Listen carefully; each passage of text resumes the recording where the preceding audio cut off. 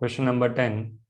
A block of mass m is pushed against a spring of spring constant k fixed at one end to a wall. The block can slide on a frictionless surface as shown in figure.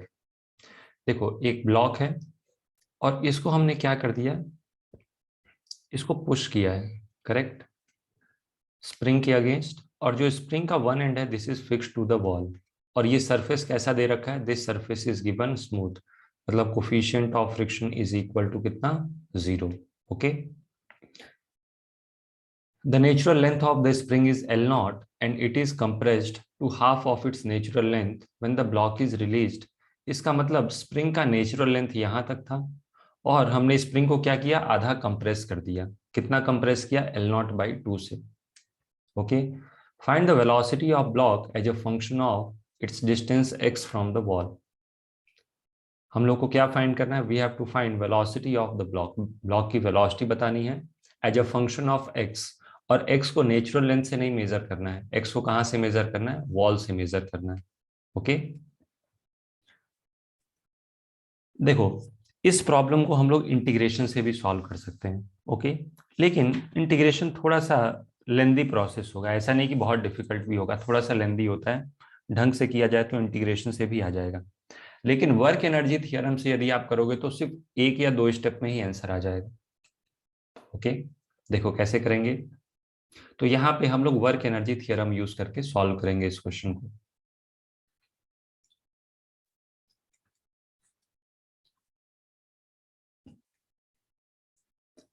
यदि मैं spring represent करके आपको दिखाऊं तो देखो कैसा दिखेगा ये.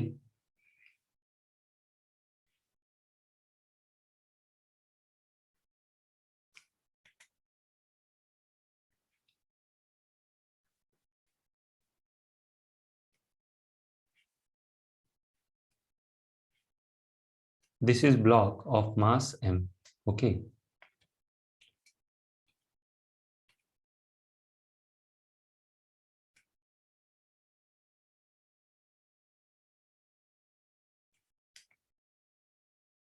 समझ में आ गया. और यहाँ पे इस स्प्रिंग का मैं नेचुरल लेंथ दे देता हूं, this is equal to L naught. Okay, L naught के टर्म्स में ही दिया है, यस.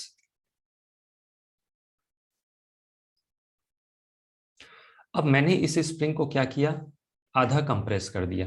ये तो मैं सिर्फ इनिशियल दिखाना चाहता था कि जब ये नेचुरल लेंथ पे होगा तो क्या होगा. इसको इनिशियल कंडीशन मत समझ लेना. इनिशियल कंडीशन क्या है, जब L नॉट बाई 2 से हमने इसे कंप्रेस कर रखा है.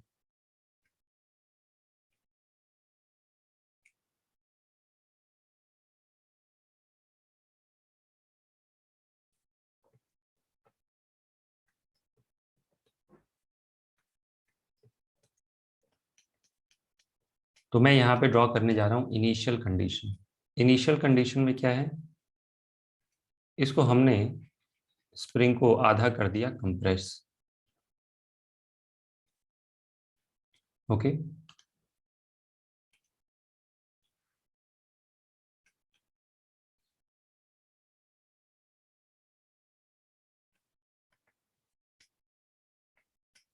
तो आधा कंप्रेस कर दिया तो यहाँ पे इसका लेंथ क्या हो जाएगा, length of the spring will be equal to L naught by 2. ये हटा देते हैं, this is length of the spring, this is equal to L naught upon 2 के इक्वल. ओके, याद रखिएगा कि this is the initial condition. Okay, ये initial condition है और मैं general condition that is x पे आपको समझाता हूँ. ओके, याद रखिएगा कि ये सिर्फ मैंने रेफरेंस के लिए ड्रॉ किया है. स्प्रिंग को हमने क्या किया, इस ब्लॉक को पीछे लेके आए, कितना, L नॉट बाई 2 से. स्प्रिंग में कितना कंप्रेशन हुआ, L नॉट बाई 2 के इक्वल. ओके, याद रखिएगा कि वॉल से जो डिस्टेंस मेजर करेंगे वो कंप्रेशन या इलोंगेशन इन द स्प्रिंग नहीं होगा. ओके, यहाँ पे देखते हैं फाइनली क्या हुआ. लेट अस से कि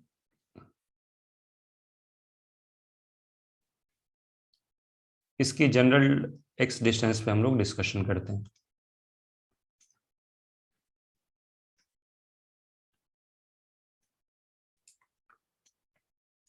तो दिस इज m और ये जो डिस्टेंस है ना, this is equal to x. याद रखिएगा कि ये जो आप x देख रहे हो, दिस इज नॉट इलोंगेशन या फिर compression, x is distance from the wall, तो इसको मैं बोलता हूं फाइनल कंडीशन। करेक्ट। अब यहाँ पे देखो ब्लॉक की वेलोसिटी क्या है, क्योंकि हमने रेस्ट से रिलीज किया तो ब्लॉक की वेलोसिटी इज 0। यहाँ पे ब्लॉक की कुछ वेलोसिटी होगी v के इक्वल। करेक्ट। अब दो केसेस भी बनेंगे, दो केसेस बनेंगे। एक तो ऐसा हो जाए कि स्प्रिंग नेचुरल लेंथ पे आ जाए और उसके बाद डील कर रहे हैं, और दूसरा केस बनेगा कि स्प्रिंग अपने नेचुरल लेंथ से पहले ही है। ओके, तो केस वन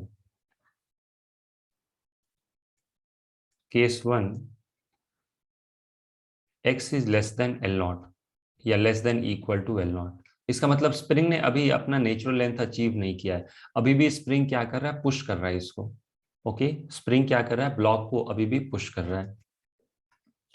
तो केस वन में अगर जो ऐसा है तो देखो क्या होगा, यहाँ पे u 0 होगा और v की कुछ वैल्यू होगी। करेक्ट। यहाँ पे कंप्रेशन क्या होगा स्प्रिंग के अंदर, compression in the spring is equal to L naught by 2। Correct. यहां भी स्प्रिंग कंप्रेस्ड होगा, क्यों, क्योंकि जो नेचुरल लेंथ था स्प्रिंग का, आप यहाँ पे ड्रॉ कर सकते हो, मार्क कर सकते हो कि natural length of the spring कितना था, एल नॉट के इक्वल। यहां तक अगर जो स्प्रिंग होता तब अपने नेचुरल लेंथ पे आता, तो क्या मैं बोल सकता हूं कि इतना कंप्रेशन होगा। Correct, this is the compression. समझ में आ रही मेरी बात, ये है स्प्रिंग का नेचुरल लेंथ, मैं ये दिखा रहा हूं। ओके, जब x एल नॉट के इक्वल होता तो मैं क्या बोलता कि स्प्रिंग अपने नेचुरल लेंथ पे आ गया। देखो आपको दिख रहा है यहाँ पे पहले केस में, अगर जो ब्लॉक का डिस्टेंस वॉल से कितना होगा, एल नॉट, इसका मतलब स्प्रिंग नेचुरल लेंथ पे है। ब्लॉक का डिस्टेंस यदि स्प्रिंग से या ब्लॉक का डिस्टेंस वॉल से x है अभी। ओके, तो क्या मैं बोल सकता हूँ कि ये जो कंप्रेशन आप देख रहे हो कितना हो जाएगा, L naught minus x. Compression is equal to L naught minus x. जब एक्स एल नॉट के इक्वल होगा तो आपको अपने आप दिख जाएगा कि कंप्रेशन कितना हो गया, 0 के इक्वल।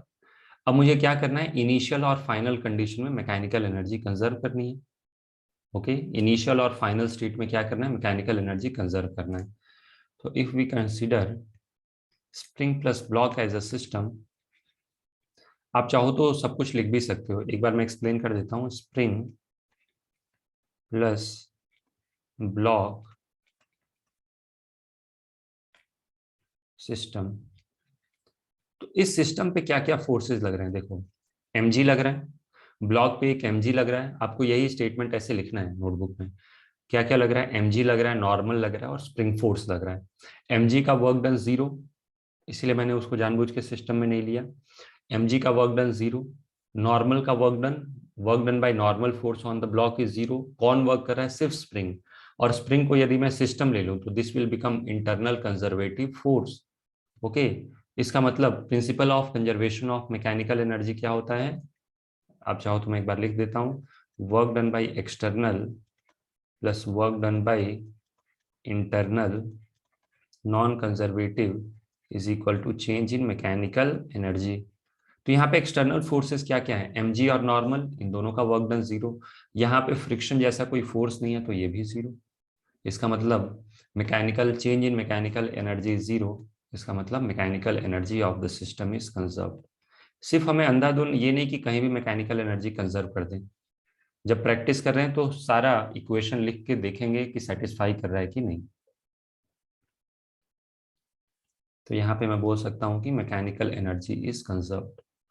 इसका मतलब kinetic energy initial plus potential energy initial is equal to kinetic energy final plus potential energy final. Initially block की वेलोसिटी क्या है, 0। इनिशियल कंप्रेशन कितना है, what is initial compression, L naught by 2। तो potential energy stored in the spring क्या होता है, half k x naught square, where x naught is compression और elongation from natural length.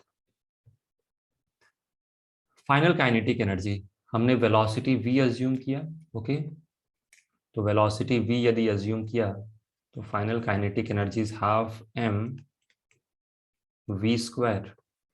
Final potential energy half के, कितना compression रह गया है, एल नॉट माइनस एक्स।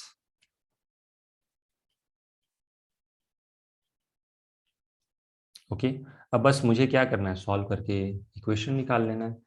तो ऐसा करते हैं, ये हाफ वाला टर्म हर जगह से कैंसिल कर देते हैं। ओके, ये हाफ का टर्म हर जगह से कैंसिल हो गया। आप चाहो तो अगले स्टेप में ले जाके कैंसिल कर लेना इसको। हाफ के कॉमन ले लो, so this is L naught by 2 का square minus L naught minus x का square, this is equal to half m v square. Half से हाफ कैंसिल कर दो तो वी स्क्वायर कितना आ जाएगा, v square will be equal to k upon m, L naught by 2 का square is L naught square by 4 L naught minus x का square, correct. तो v कैसे निकलेगा, v is equal to under root of k by m, okay, और इसका भी root लिख सकते हो या फिर जैसा बुक में दिया है आंसर में, इसके पावर 1/2 लिख सकते हो या पूरे को रूट में भी लिख सकते हो। ओके, तो ये तो हो गया केस 1। अब क्वेश्चन को ध्यान से पढ़ना। क्वेश्चन में क्या लिखा है कि जो ब्लॉक एम है ना, उसको स्प्रिंग के अगेंस्ट हमने पुश किया है। क्वेश्चन में ऐसा कहीं ये नहीं मेंशन किया गया है कि block is fixed to the string और फिर हमने पुश किया है। मतलब ब्लॉक स्प्रिंग से ऐसे बांध के नहीं रखा है, block is not tied to the spring. तो ऐसे में क्या होगा, जब स्प्रिंग अपना नेचुरल लेंथ गेन कर लेगा, ओके, जब स्प्रिंग अपना नेचुरल लेंथ गेन कर लेगा तो फिर उसके अंदर इलोंगेशन नहीं आएगा, ब्लॉक निकल जाएगा। ऐसे देखो, ऐसे होगा क्या, एक बार स्प्रिंग ने अपना नेचुरल लेंथ गेन कर लिया,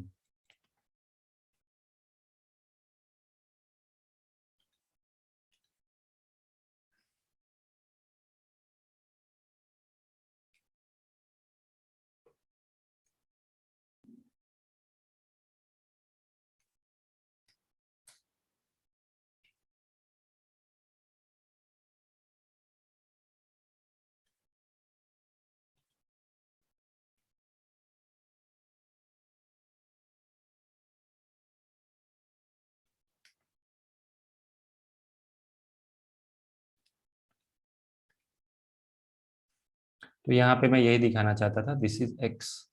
एक मिनट, एक गड़बड़ कर दी ना मैंने, स्प्रिंग अपने नेचुरल लेंथ तक ही जाएगा। ये देखो, ये स्प्रिंग जो है ना, ये आ गया अपने नेचुरल लेंथ तक।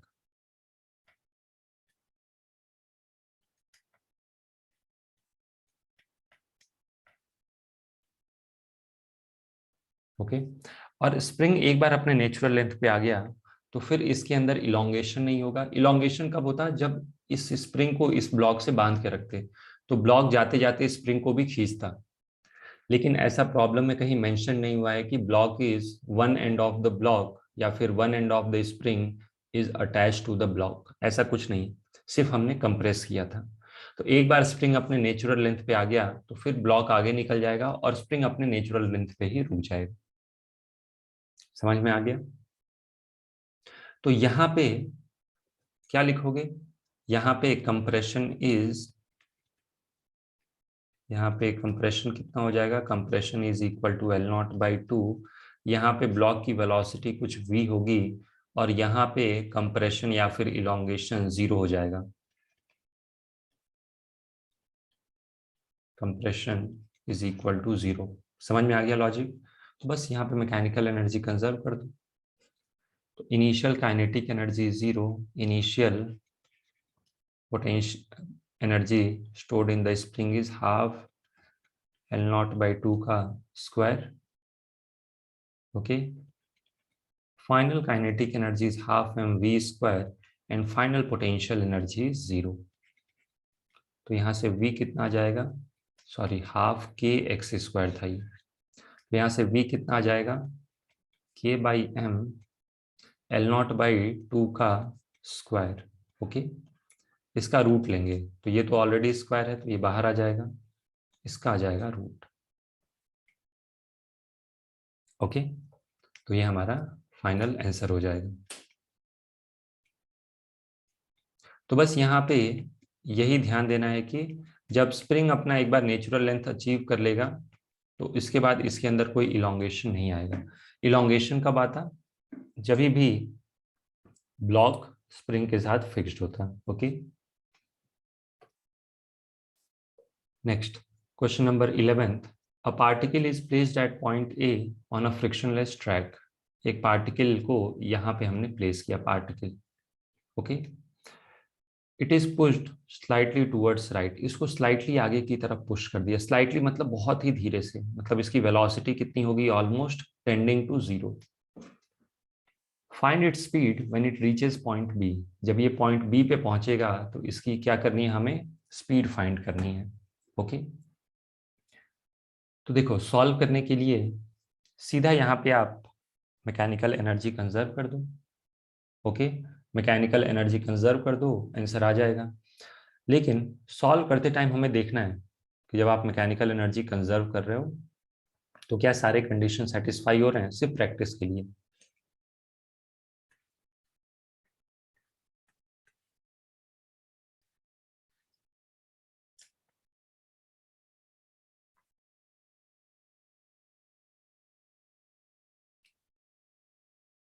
ओके, सिर्फ इतना ही ड्रॉ कर दें, बहुत है।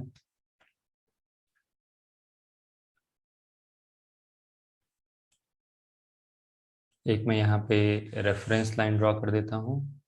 ओके, जहाँ पे हम लोग पोटेंशियल एनर्जी बोलेंगे कि 0 है। ओके, पार्टिकल यहाँ से स्टार्ट होता है,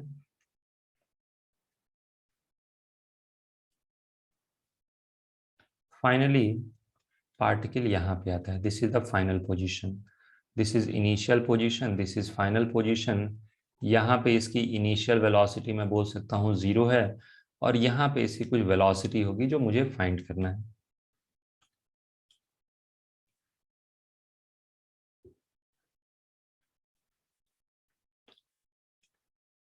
ये हाइट अपने को क्वेश्चन में दे रखा है, पता है।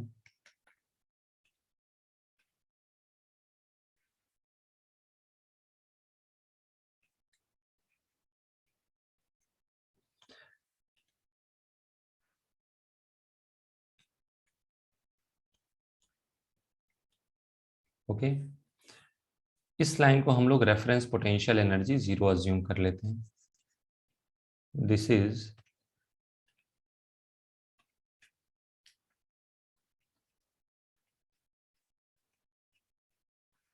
Okay.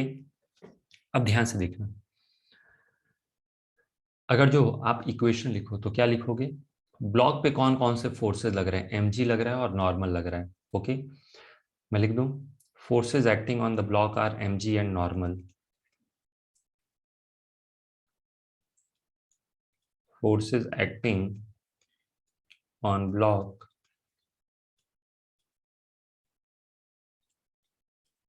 are mg and normal.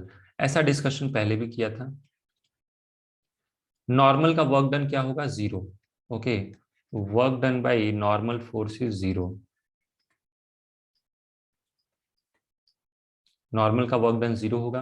आप डायरेक्टली ये भी कर सकते हो, mg का वर्क डन कितना होगा, mg का वर्क डन होता है mg into vertical displacement. Correct, mg into, देखो ये डिस्प्लेसमेंट है लेकिन मुझे इसका वर्टिकल कंपोनेंट लेना होता है।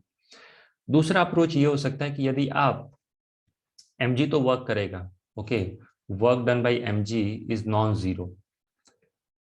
mg का वर्क डन लिखना बहुत ही आसान है। ओके, लेकिन मैं वर्क नहीं लिख रहा हूं, मैं यहाँ पे मैकेनिकल एनर्जी कंजर्व करना चाहता हूँ।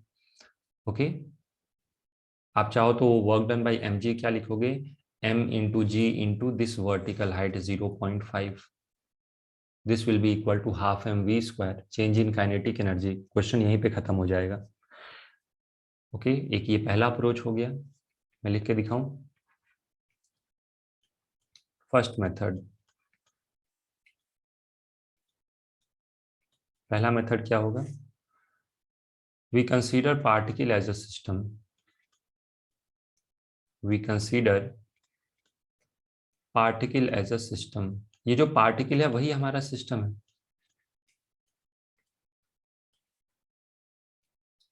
इसका मतलब जो mg है और नॉर्मल है, दे आर एक्सटर्नल फोर्सेस। सारे के सारे फोर्सेस जो भी लगेंगे वो इस पे एक्सटर्नली होंगे। ओके, तो हम लोग थियरम क्या यूज करेंगे? Work done by all the forces is equal to change in kinetic energy of the system. This implies work done by mg plus work done by normal is equal to kinetic energy final minus kinetic energy initial. Correct. Work done by mg क्या होगा? mg into what is vertical displacement? Vertical displacement is 0.5। What is work done by normal? 0। क्योंकि जो normal होगा वो हमेशा क्या होगा? Path के परपेंडिकुलर। करेक्ट। कभी भी छोटा सा डिस्प्लेसमेंट देखोगे तो नॉर्मल हमेशा उसके परपेंडिकुलर होगा। Correct. What is final kinetic energy? Half m v square. What is initial kinetic energy? 0। m से m कैंसल होगा, v square is equal to 2g, this is equal to g. So what is v? v is equal to under root of g metre per second. और question में देखते हैं g की value दे रखी है क्या? g 10 लेना है हमें, तो this will be equal to under root of 10 metres per second. Okay, तो ये एक अप्रोच हो गया क्वेश्चन को करने का। दूसरा मेथड क्या होगा? सेकंड मेथड होगा, देखो क्वेश्चन आसान है और मतलब इतना आसान है कि आप देखते ही आंसर बताना चाहिए, लेकिन प्रैक्टिस के लिए कि हमें वर्क एनर्जी थ्योरम की अंडरस्टैंडिंग हो जाए ढंग से, इसलिए एक एक चीज मैं आपको समझा रहा हूँ।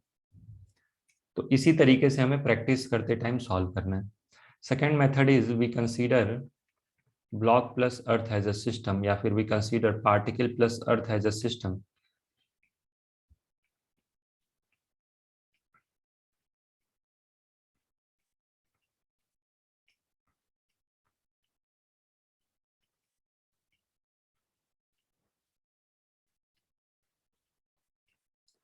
तो mg क्या हो जाएगा? mg will be internal conservative force. कोई एक्सटर्नल फोर्स का वर्क नहीं है, एक्सटर्नल फोर्स है, नॉर्मल इज एक्सटर्नल फोर्स, लेकिन उसका वर्क डन क्या है? Work done by external force is equal to 0। Okay, तो ये सारी बातें आप लिख लेना। Therefore mechanical energy of system is conserved, mechanical energy of system is conserved.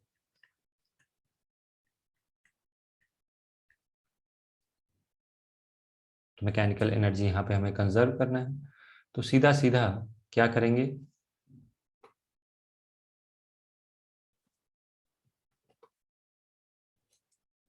Mechanical energy conserve करना मुश्किल नहीं है। यहाँ पे इनिशियल काइनेटिक एनर्जी क्या है? आप चाहो तो ये ऐसे स्टेटमेंट लिख लो कि initial kinetic energy plus initial potential energy. Potential energy को आप यू से भी डिनोट कर सकते हो। This is final kinetic energy plus final potential energy. अच्छा, ये रेफरेंस मैंने यहाँ पे जीरो अज्यूम किया, आप रेफरेंस कहीं भी जीरो अज्यूम कर सकते हो। यहाँ ये रेफरेंस यहाँ भी हो सकता है, ये रेफरेंस यहाँ भी हो सकता है। तो आप प्रैक्टिस के लिए चाहो तो अलग अलग जगह पे रेफरेंस मान के एक बार प्रैक्टिस कर सकते हो। Initially its velocity is very small, मतलब kinetic energy 0। Initial potential energy will be mg into 1, क्योंकि हाइट कितना है? 1 के equal. Final kinetic energy will be half m v square. Final potential energy will be equal to mg into 0.5। Correct. तो left side में है mg और right side में है 0.5 mg। तो क्या जब मैं माइनस करूंगा डायरेक्टली लिख दूं? 0.5 mg आ जाएगा लेफ्ट साइड में। This is equal to half m m से m कैंसिल हो गया, so what is v square, जब 2 आके मल्टीप्लाई होगा तो 2 into 0.5 will be equal to g, और फाइनली g की वैल्यू हम लोग रख देंगे 10।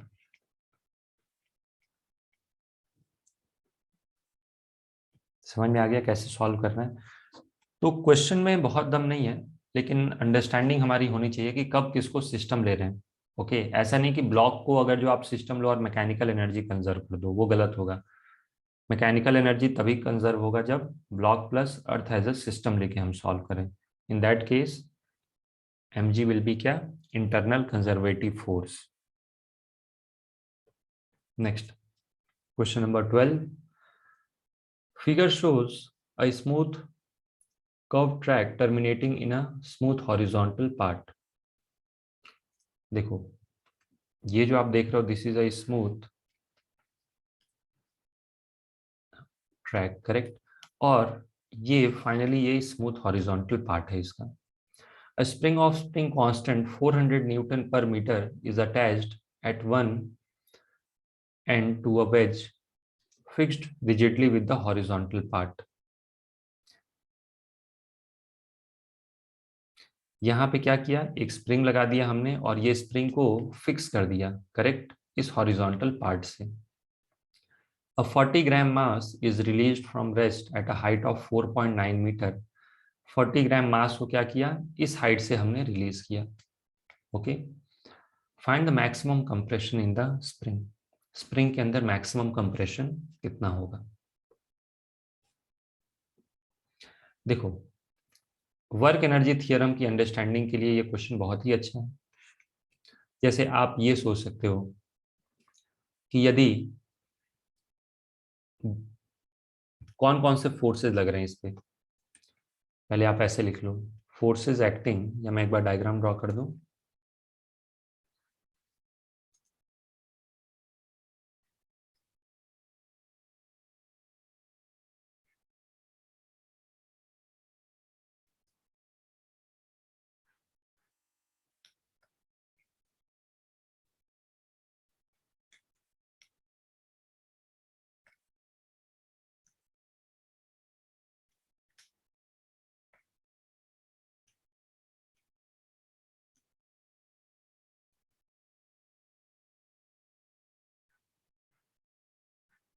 ये ब्लॉक है। ओके, स्प्रिंग इनिशियली, मैं क्या बोल सकता हूँ कि स्प्रिंग इनिशियली अपने नेचुरल लेंथ पे है। ओके,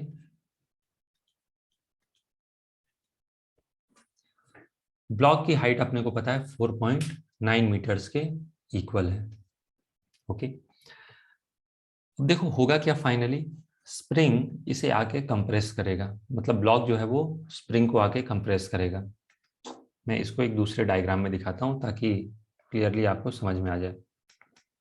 तो ये है ब्लॉक, ब्लॉक क्या करेगा, स्प्रिंग के अंदर एक कंप्रेशन क्रिएट करेगा।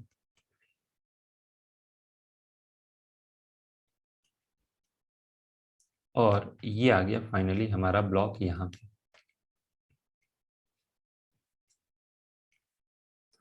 ओके, इसके अंदर कंप्रेशन कितना है यही कैलकुलेट करना है। आप ऐसे एक वर्टिकल लाइन ड्रॉ कर दो, यहां से एक लाइन हम लोग ऐसा ड्रॉ कर देते हैं,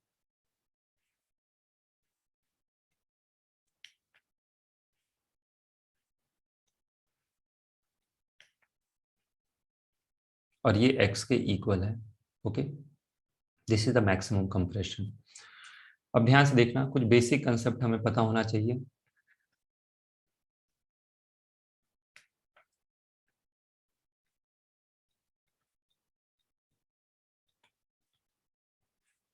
क्या है पहला कंसेप्ट, जैसे देखो, अगर जो आप मोशन को थोड़ा दिमाग लगा के ऑब्जर्व करो, तो पहले ब्लॉक ऐसा आएगा, करेक्ट, फिर ये स्प्रिंग को कंप्रेस करेगा और फिर कंप्रेशन के बाद ब्लॉक वापस जाएगा।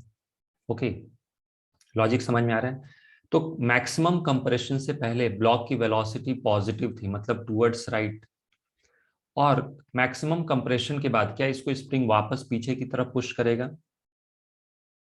ओके, मतलब वेलोसिटी नेगेटिव हो गई, इसका मतलब वेलोसिटी अपना डायरेक्शन चेंज करेगा।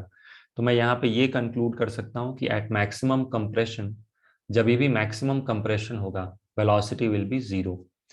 जैसे आप ऐसे समझो, एक बॉल को जब मैं ऐसे ऊपर फेंकता हूं विथ इनिशियल स्पीड यू, तो मैक्सिमम हाइट पे इसकी वेलोसिटी क्या हो जाती है, जीरो।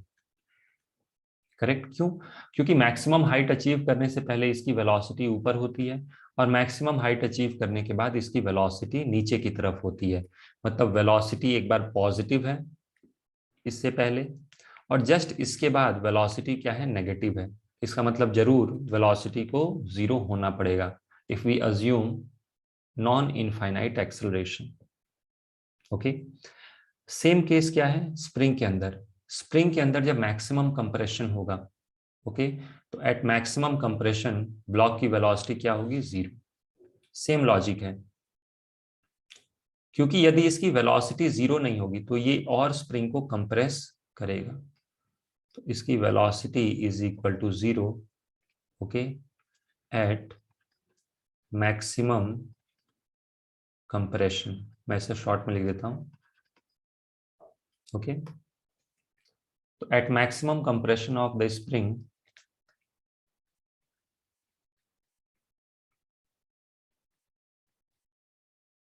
at maximum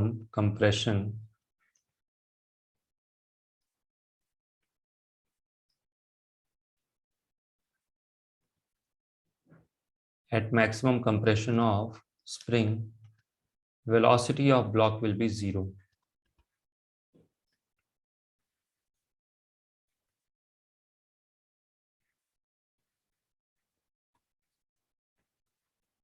इसका एक्सप्लेनेशन मैं लिख नहीं रहा हूं, मैंने बता दिया, आप खुद लिख लेना। देखो पहला एक्सप्लेनेशन क्या है, जिस तरीके से आप बॉल फेंकते हो तो मैक्सिमम हाइट पे वेलोसिटी जीरो होती है, उसी तरीके से जब आपने क्या किया, इस ब्लॉक को प्रोजेक्ट किया हॉरिजॉन्टल डायरेक्शन में, तो स्प्रिंग कंप्रेस होगा और मैक्सिमम कंप्रेशन पे क्या होगा, वेलोसिटी विल बी जीरो। दूसरा लॉजिक क्या है कि यदि इसकी वेलोसिटी जीरो नहीं हुई, इसका मतलब ये और कंप्रेस करता ही चला जाएगा, और तब तक कंप्रेस करेगा जब तक स्प्रिंग के अंदर, जब तक ब्लॉक की वेलोसिटी जीरो नहीं हो जाती। ओके, फिर से रिपीट कर रहा हूं, अगर जो मान लो इसकी वेलोसिटी जीरो नहीं है तो ये और कंप्रेस करेगा, फिर इसकी वेलोसिटी कम होगी। ओके, और ये तब तक कंप्रेस करता जाएगा जब तक इसकी वेलोसिटी जीरो नहीं हो जाती। ओके, बस यही करना है अपने को। अब यहां से हम लोग क्या करेंगे, मैकेनिकल एनर्जी कंजर्व कर देंगे इस सिस्टम की, लेकिन सिस्टम को डिफाइन करना जरूरी है। ओके, अब ऐसे लिख लो, forces acting on the block are, forces acting on block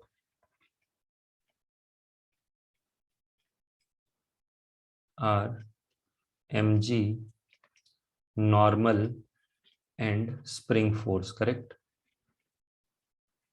normal work नहीं करेगा, क्या स्प्रिंग वर्क करेगा ब्लॉक पे, यस। क्या mg वर्क करेगा, यस। यदि आप सिर्फ ब्लॉक को सिस्टम लोगे, ओके, मैं सब कुछ लिख नहीं रहा हूं लेकिन एक बार आपको सारी चीजें बता देता हूं। If we consider block as a system तो mg और स्प्रिंग एक्सटर्नल फोर्सेज हो जाएंगे, मैकेनिकल एनर्जी कंजर्व नहीं रहेगा। यदि आप ब्लॉक प्लस अर्थ को सिस्टम लोगे तो ये हो जाएगा इंटरनल और ये हो जाएगा external, spring force will be external. Okay, अगर जो ब्लॉक प्लस स्प्रिंग को सिस्टम लोगे तो स्प्रिंग विल बिकम इंटरनल लेकिन mg हो जाएगा एक्सटर्नल। तो मुझे क्या करना पड़ेगा, मुझे स्प्रिंग प्लस ब्लॉक प्लस अर्थ, इसको यदि मैं सिस्टम ले लूं तो सिर्फ और सिर्फ एज सिस्टम, तो ब्लॉक पे सिर्फ एक ही एक्सटर्नल फोर्स होगा, नॉर्मल, और नॉर्मल का वर्क डन क्या होगा, जीरो। बाकी जो स्प्रिंग फोर्स है और ग्रेविटेशनल फोर्स ऑफ अर्थ है mg, they will be internal conservative force, और इंटरनल कंजर्वेटिव फोर्स से हमें कोई दिक्कत नहीं है, therefore mechanical energy will B conserve. तो आप पूरा एक्सप्लेनेशन ये लिख लेना, therefore mechanical energy is conserved.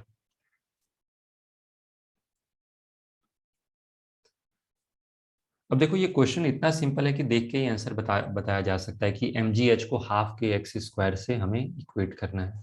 Okay, तो ये है initial condition, this is the initial condition.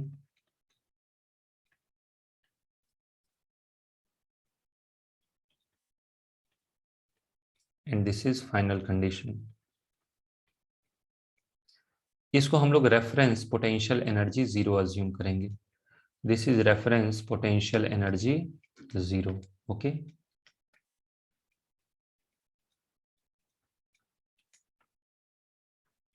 Final condition, initial और फाइनल। इनिशियली ब्लॉक क्या है, रेस्ट पे। ओके, आप ऐसे लिखोगे kinetic energy initial plus potential energy gravitational, okay, उसकी initial value plus potential energy spring की भी होगी। तो इस बार याद रखिएगा दो दो पोटेंशियल एनर्जी है, एक है ग्रेविटेशनल पोटेंशियल एनर्जी और दूसरा क्या है, spring potential energy.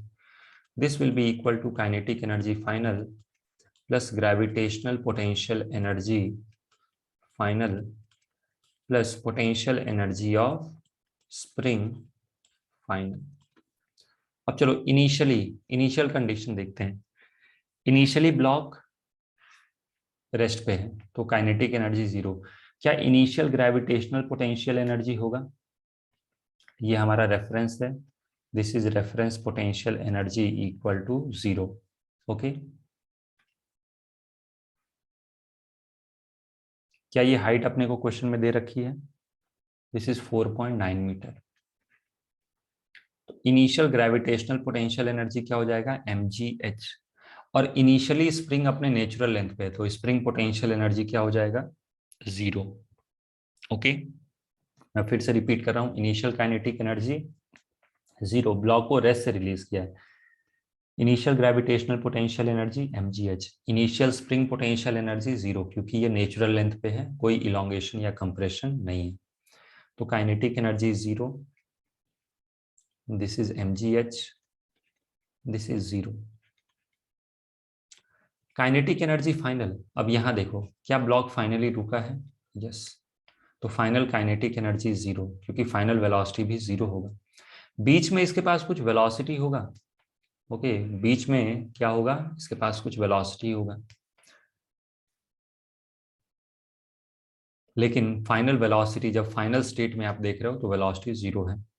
Final gravitational potential energy zero. अब आप ये मत बोलना कि सर इसका सेंटर ऑफ मास तो थोड़े हाइट पे होगा। एक्चुअली ये पार्टिकल है ना, तो पार्टिकल होगा तो ये ऑलमोस्ट इधर होगा। ओके, या फिर आप सेंटर टू सेंटर भी कंपेयर कर सकते हो, अगर जो यहाँ भी फिर सेंटर टू सेंटर कंपेयर करना था। ओके, तो final gravitational potential energy is equal to zero. Final spring potential energy क्या होता है, हाफ के एक्स स्क्वायर। समझ में आ गया? तो देखो करना तो सिर्फ यही था, mgh plus half k x square, लेकिन इसके पीछे सारे कंसेप्ट अपने को पता होने चाहिए। तो ये क्वेश्चन 30 सेकेंड से ज्यादा का नहीं है। ओके, लेकिन अपने को ढंग से सही करना है इसको। तो देयर फॉर एक्स कितना हो जाएगा, 2 mgh/k का रूट।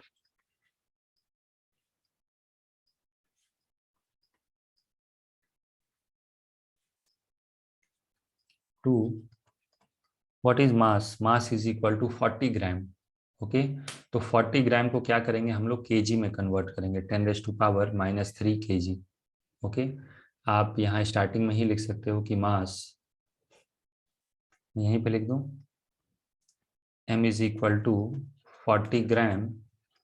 40 ग्राम बोले तो 40 इंटू 10⁻³ kg। ओके, g की वैल्यू कितनी है, g की वैल्यू है 9.8, h की वैल्यू कितनी दे रखी है, 4.9 अपॉन k। क्वेश्चन में k कितना दे रखा है, स्प्रिंग कांस्टेंट इज 400 Nm/m।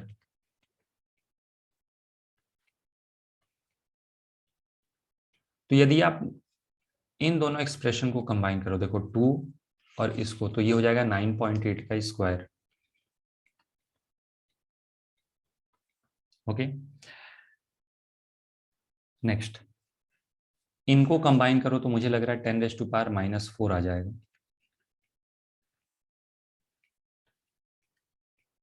समझ में आ रहा है?